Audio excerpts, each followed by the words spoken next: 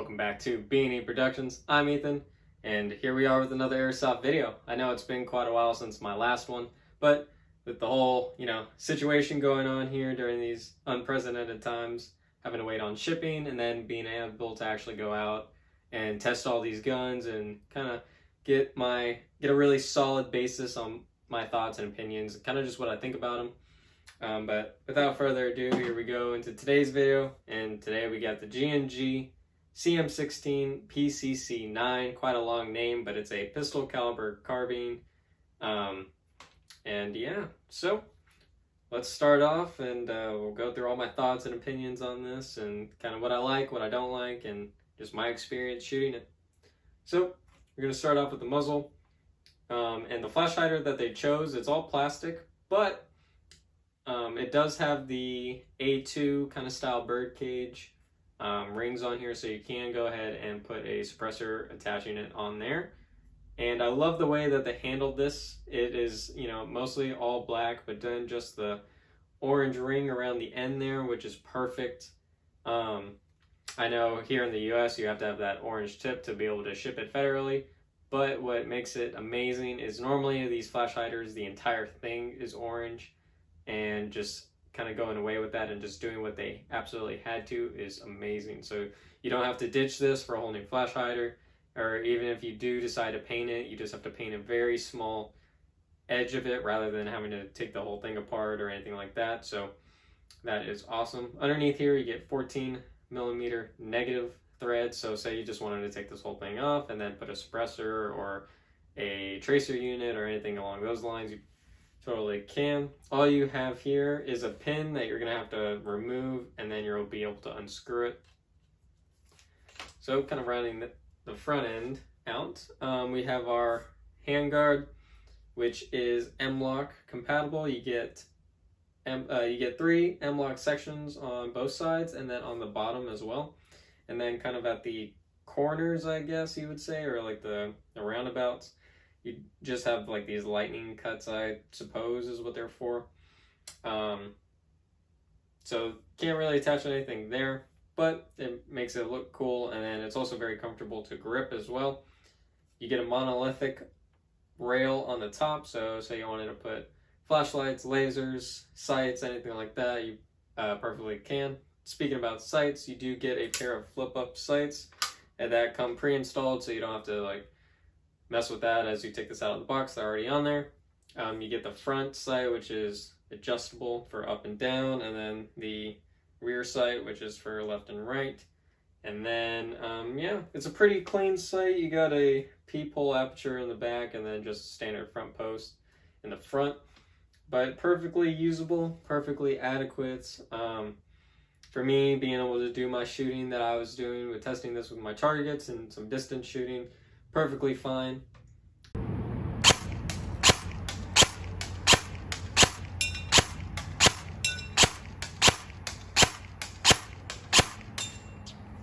And from there, so we can go ahead and put these down. On the barrel itself, on the inside, you do get a mock gas block and a gas tube, which is kind of cool if you want that look. Kind of looks a little bit more realistic. So now that we've kind of made our way to the receiver, let's talk about the upper.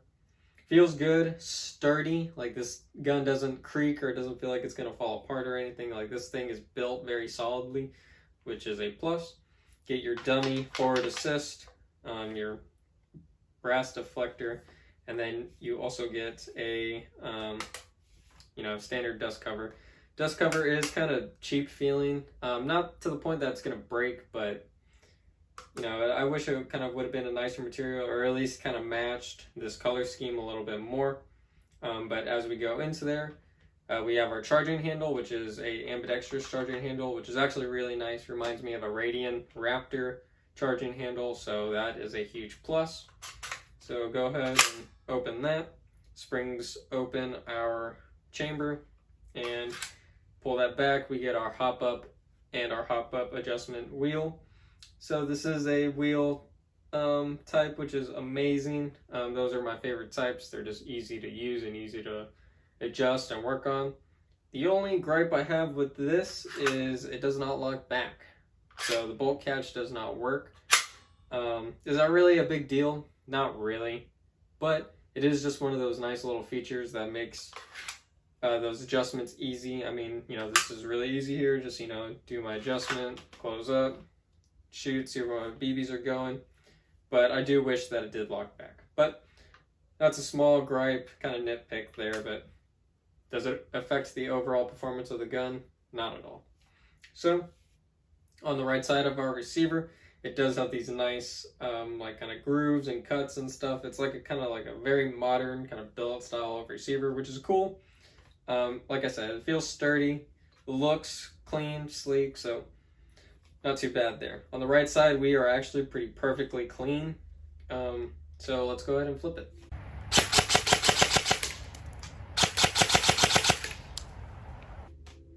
So on the left side of our receiver, we got our fake bolt catch. We got some G&G trades etched in there, and then the model and where it's made, I think, yeah. Model Combat Machine Cal 6mm AEG, and so that's gonna be on the left side of the receiver. Got our serial number, made in Taiwan, and then the fire controls is on the left side only, and then we have our safe, semi, and then full auto, but there is also a burst feature, which is amazing, and I'll talk about that a little bit later. But we have our trigger, which is a very nice trigger. I like these straight flat triggers, and then it is a ETU, an enhanced trigger unit, is built into the gun, and it also has an integrated MOSFET.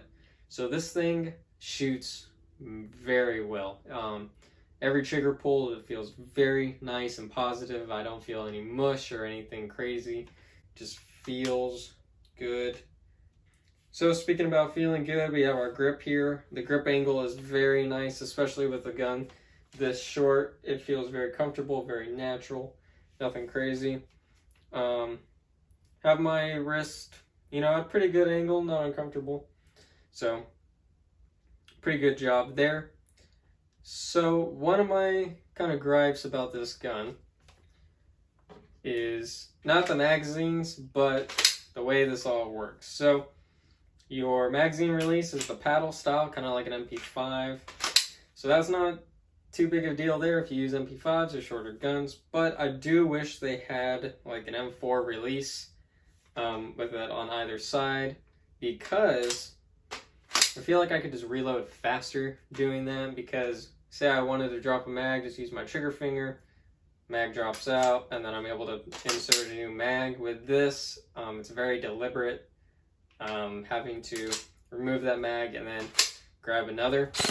I will say though, mag changes are very smooth. It's kind of like an enlarged mag well here, and it just feels good, nice and positive click to know that you're in and ready to go. Comes with a polymer mid cap. Not bad, not great. I'm not a big fan of high caps, but it does the job. And I don't know, really, I bought extra magazines that were all mid caps. These are, I don't want to say they're pricey, but they're not cheap. They're about $20 a mag, which is all right. PTS mags are $18 for, the first version, which those are really great mags. These fit and feed well. They don't shake in the gun all crazy. They're very positive. Feel very durable, especially for being like a polymer type magazine. Like I said, high cap, not a huge fan, but it's what they give you, so it'll work and do the job. But I much prefer the mid caps. So there's that, kind of styled off a Glock style magazine. So not too much of a big deal there. The mid caps are 60 rounds, which I feel like they could have crammed more in. I'm not a design guy, so I'm not sure on the details on that, but they do make drum mags and other, you can buy more high caps. You can buy a 1500 round drum mag that'll fit in this thing, and you do you. But I like my standard mid caps, nothing crazy, don't have to wind a wheel, no rattle, nothing like that. So let's keep moving on. So buffer tube, pretty sturdy, nothing to worry about. You do get a sling plate that on the left hand side has the loop so you can run your slings or your hooks or anything else through this. I do kind of wish that they had like QD mounts up here in the front, just to help with that, but I guess they were kind of thinking this would be more of a 1-point configuration. I don't know, for me, I'm a huge fan of 2-point slings, but that's just me. I can, since with the M-LOK, I can just put a QD adapter, so no big deal, but just something that I wish probably would have added to it. But again, adds to the cost. This is a pretty kind of pricey gun. I'll get into that later, but let's keep moving. So the stock I have on now is a PTS EPS, the Hans Polymer stock. I bought this from my Crytek and I was like, nah, I prefer the Crytek stock over the PTS one, but the stock that this comes with sucks. It's garbage. And that is kind of like the only thing that really sucks about this gun. So you get like a crane style stock, and when I first got this gun, I was like, awesome, let me put a battery in, plug it in, check it out, see how it works. So the way this works is I feel like there's way too much crap in the way. So as I struggle with these tabs here, there we go. So you get the plate, and so you have the 2 wing tabs and then a part that clicks in like so. So that's the first part, and then you're met with this. So then you pull this out, and then you have like the 3 chambers for you to be able to put your battery into. But there's also like this thing that like holds the battery in place, but they don't work well, and it slides back and forth. So like when you're adjusting your stock, the battery like rides with it. For everything that's crammed back here, I think this is a horrible design. And then you also have these that flip in and out, which I guess you could use for storage, or I don't know. Point being is I really don't like this stock. If you're trying to do a battery change in a hurry or whatever, you have 2 extra pieces to try to control while you're trying to swap batteries. I don't like this stock. I don't think it's designed well, but it is what it comes with. So you get some loops for you to be able to run a sling through, and then you get your standard B5 adjustment. You do have a hole at the top so you can see the number as to what you're at on here, which is nice. Numbered, I believe the buffer tube is numbered, so you can see that. So as I take this off, you can see into the stock. This is the PTS stock that I included. So you have your fuse, and then you have all your other junk, your MOSFET and all that stuff down in the buffer tube. So the thing that I was concerned about when I got this gun, first off, the box it came in when I ordered it was really crushed. Not the box the gun came in, but the box the gun shipped in. Like, it was a horrible mess, and everything was in there a-okay, no damage to the box on this, but it was just like this. It just wasn't a good sight getting that on my doorstep. And then I go to pull open the stock, put my battery in to check everything out. So I fiddled with the stock, trying to figure out how to take it all apart. Take it all apart. And on my connector here, on my small type Tamiya connector, part of this was crushed in the stock because of the battery holders, I guess, that slides back and forth. Whoever either QC'd or assembled the gun or whatever just kind of stuffed everything in there, and it crushed this. Luckily though, it wasn't too bad. Like, putting a battery on it, it works just fine, and kind of having that battery in there kind of pushed the plastic back into place. But to me, that was kind of a turn off at first. I was like, man, am I gonna have to ship this back and get it fixed? Luckily everything worked out, but it was just like, man, really? Just getting that and it's all crushed. Overall though, I mean, it works just fine. Small type Tamiya works. So let's go ahead and wrap that back up. And then for the PTS stock, you do get, your QD mounts, your sling mount in the back here if you want it. And it comes with tons of battery space. With this, it's just a poor design. So the whole reason I wanted this I waited for this and not get the ARP9 is because I wanted the stock. I didn't like that kind of PDW thing where you had like the thing they had to twist and put all that. I didn't want to deal with that. Especially I didn't want to have to buy more batteries just to have a small one to put in there. So having the stock on here really eliminates that. It's comfortable. I really enjoy having the stock and the buffer tube feature, which is fantastic. But yeah, like I said, that was just do yourself a favor, buy a new stock too. So that kind of rounds out all the physical features on this. We'll go ahead and throw up the FPS and rate of fire on the screen for you in this next clip. 278, 277, 279, 277, 278, 278, 277, 278.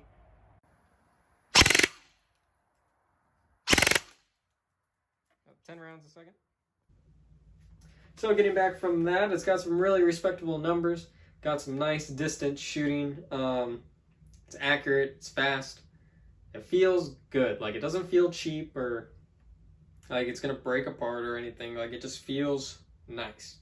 Feels well made, and like there are some things that I wish that were on here, but everything that is on here works well. And like the small things that I don't like not having a magazine release or a non-functioning bolt catch, that's not too big of a deal considering some guns, you know, don't come working and all that.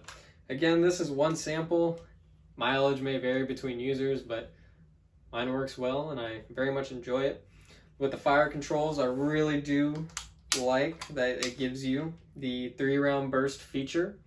And so how that works is very simple. So you'll put the safety selector on semi-auto, and then you'll hold down on the trigger for 10 seconds.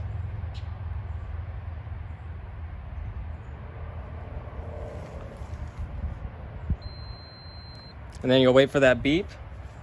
And then that turns your full auto into a 3-round burst function.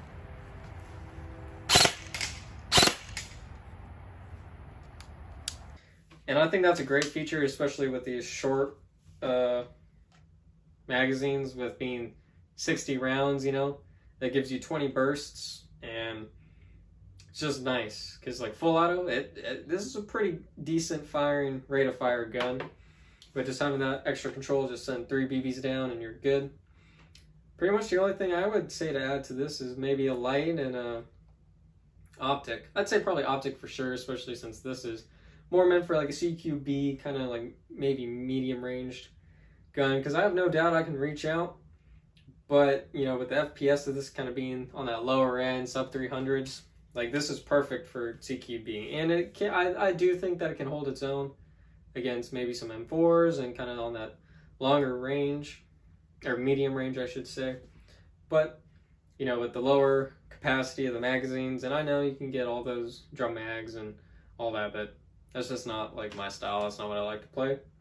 But I'd say just throw a red dot on here and maybe a light or a tracer if you're going indoors. Other than that though, this thing is solid performer. It just feels good, feels snappy, and it's a good gun. So if you have any other questions about this or kind of anything related to it, you can go ahead and just put that in the comment section down below. Hopefully you enjoyed this. I got plenty more airsoft content coming down the pipeline now that I've actually had a lot of time to go out and test these and play with them a little bit. Fortunately, I haven't been able to field any of these in actual games, but kind of just doing some minimal testing, kind of getting a feel for it, seeing how they've been performing, you know, mag after mag after mag. These things hold up pretty well. And like I said, this thing, it is kind of expensive. When I purchased this, it was $360, which, you know, it's a limited edition, so it's got the stock and all that. Is it worth it? I think for a good competitive CQB gun, or maybe even a backup gun, I really do think so. You will have to invest in new magazines, which can kind of be a pain. So maybe new mag pouches. Like for me, I have the Haley rig, and then I just put the subgun insert, so that's pretty easy there. But yeah, at So I bought 3 60 rounders for $60. It comes in like a little case. Not bad, not great for that price point, but for everything, I think it's well worth it. So thank you so much for watching. Hope you all enjoyed. Please like, comment, and subscribe. Have a great rest of your day.